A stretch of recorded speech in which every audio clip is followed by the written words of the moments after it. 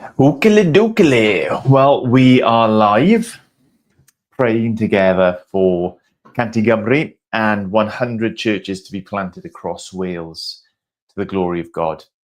Healthy churches. All of this is born out of a desire for God's fame, God's glory to increase in our nation. In a way, I think Wales especially can anticipate and expect because God has done it before. God has blessed our nation in successive generations over centuries and made us to be a people who are, in one sense, attuned and closely aligned to the gospel. That isn't the present state of play. Wales is small in terms of church presence, church witness, people who are saved by God's grace and living in the light of the gospel of the cross of what Jesus has done. At the moment, we are a remnant, if that makes sense. But historically, God has in many ways and on many occasions made us to be a nation that looks to him, trusts in him, calls out to him, celebrates him and enjoys him.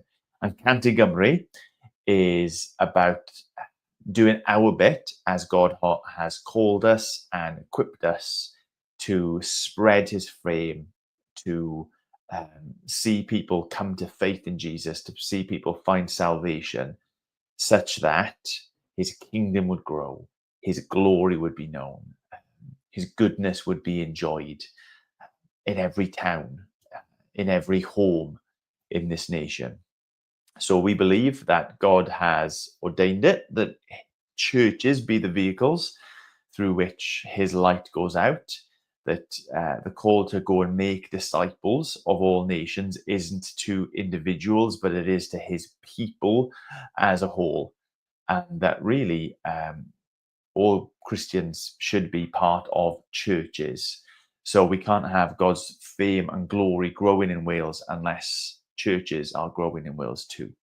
So Cant Gymru, 100 healthy churches to be planted across Wales over a 10-year period will only be the start of that big vision for God's glory and God's fame, for a reawakening in our nation to the things of God and the gospel of Jesus. So what we do is we get online once a week and spend 15 minutes thinking, talking, praying, exploring this idea, seeking God and his power and his equipping in it as well. And each week I tend to choose a psalm or a portion of a psalm to look at before we pray, knowing that we are praying about church planting, about the churches, about the locations, about the people involved in it. But how do we pray? What do we pray? Who is the God that we're praying to? Today, for whatever reason, I have chosen Psalm 90, but just the first 6 verses. It's quite a long psalm, and I thought I really need to just choose the part of this which has spoken to me, so we can get into actually praying. Psalm 90 is the start of a new book in the book of Psalms. Don't know particularly how that impacts us, but there it is. And this is what it says. Lord, you have been our dwelling place throughout all generations. Before the mountains were born, or you brought forth the whole world, from everlasting to everlasting, you are God. You turn people back to dust, saying, return to the dust, you mortals. 1,000 years in your sight are like a day that has just gone by, or like a watch in the night. Yet you sweep people away in the sleep of death. They are like the new grass of the morning. In the morning it springs up, but by evening it is dry and withered and gone. And this spoke to me today, thinking about coming on and praying, and how often we can speak about how our nation has changed, how our culture and our society has changed, how we used to be one way, how we're becoming something else.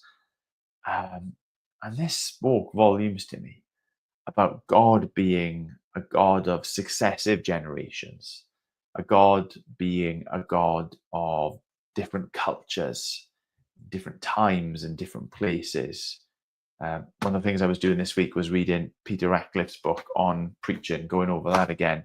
And in the opening chapter, he reminds about how important it is that we preach God's word, because God's word, God himself, is relevant to all cultures throughout time and space. Now, our opinions, they are extremely temporally dependent, but God and him and his truth is relevant always. And Psalm 90 kind of spoke to me in the same way. Our culture is changing, our nation has changed, and yet one thing remains unchanging, and that is our God. And we might be able to look back a decade, 30 years, 40 years, 100 years, and say, oh, well, this is what it was like. And yet, even those periods of time are nothing to our God. So we come in prayer to a God who is over all, above all, seen it all, endures all. It's just this picture of his bigness in the face of things, circumstances, situation which can get on top of us. Our days are like the blinking of an eye, really. Our lives, our existence, the period of time that kind of captivates us and catches our vision is nothing in reality. But God sits, stands, rules, and reigns above it all. So I thought that could kind of fence how we pray today. How we've got this marker in the sand of 10 years. We pluck out a number like 100 churches. We want Wales today, in its spiritual sense, to be as it has been before. We can worry about the direction things have gone over the last 5 years or 12 months or whatever.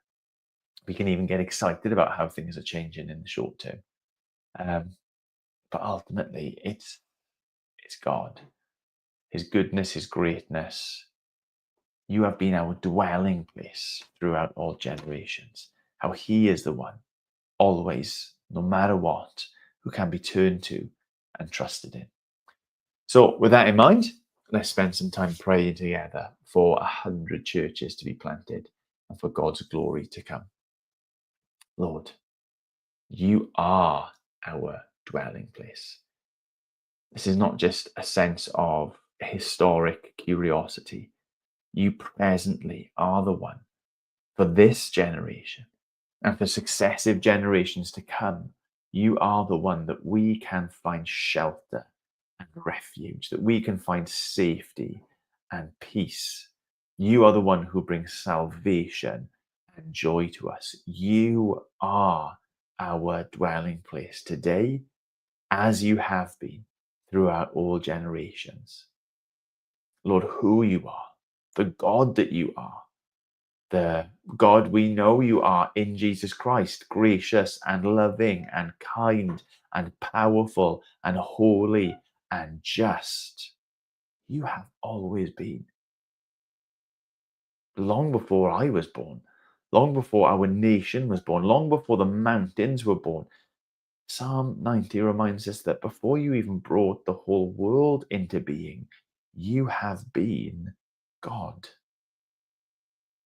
And in the face of your greatness, in the face of your majesty, we can only confess, Lord, of our minusculeness, of our like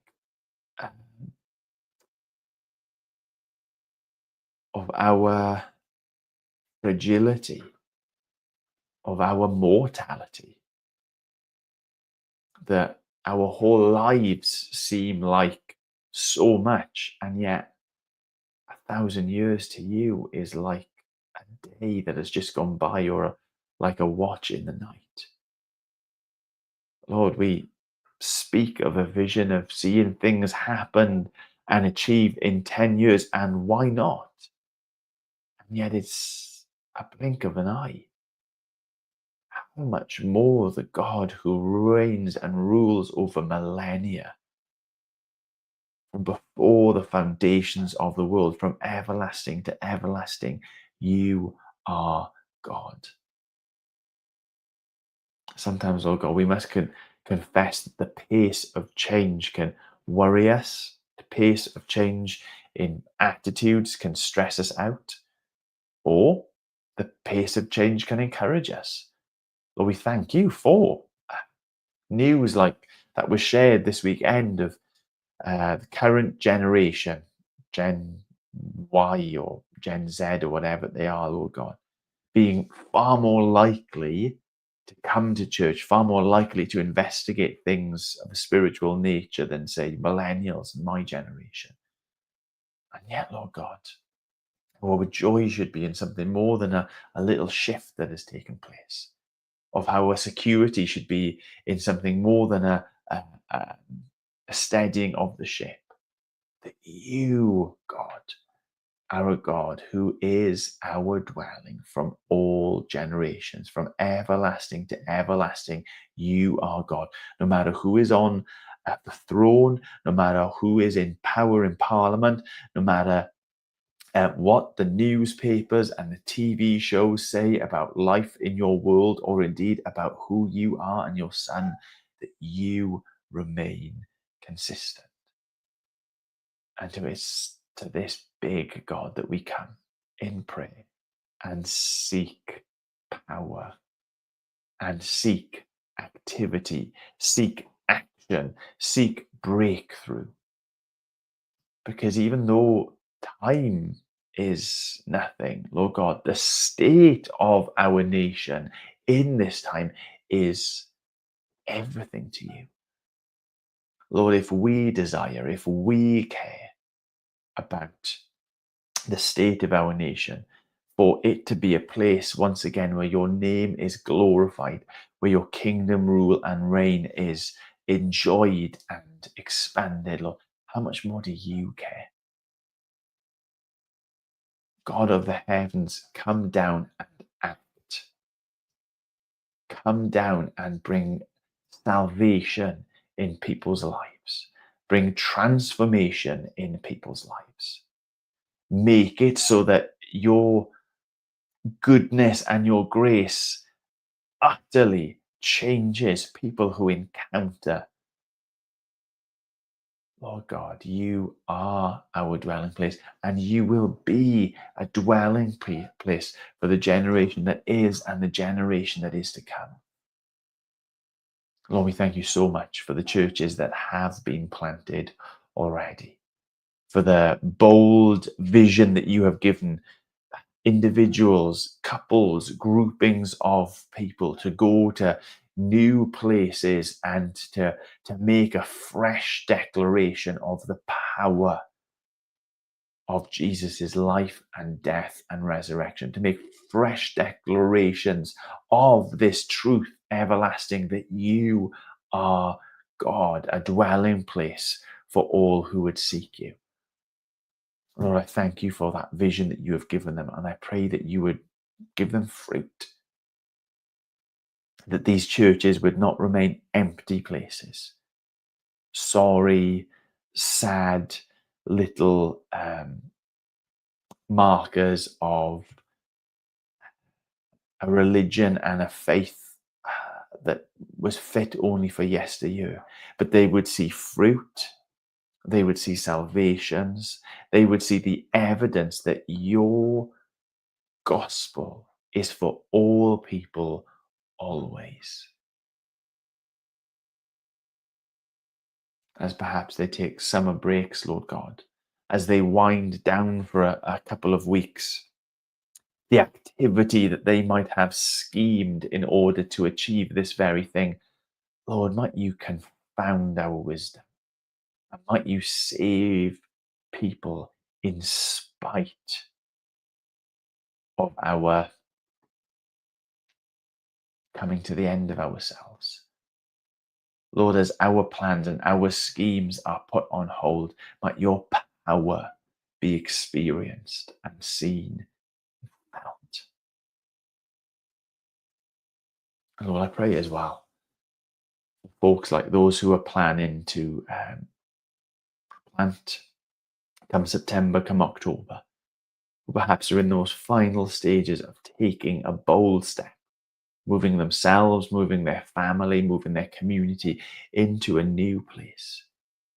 Lord God, I pray that you would cheer them this month as August rolls around, Lord God, that you would fill them up with your kindness and your goodness. That any service that they offer in the months and the years to come would be out of the abundance of riches that they know they have in Jesus. That any labor and activity they might offer might be out of the full filling up and the quenching of the thirst that there is in the bread of life. Lord, we do not want to do any of this in our own strength and our own power. We know that we cannot. Or the little that we can do would not last. But you, God, the God who is from everlasting to everlasting, who exists before mountains, will achieve things amongst us that is even more lasting than the mountains of this world. Lord, do things that will endure the passing away of the old and the coming of the new in the return of Jesus.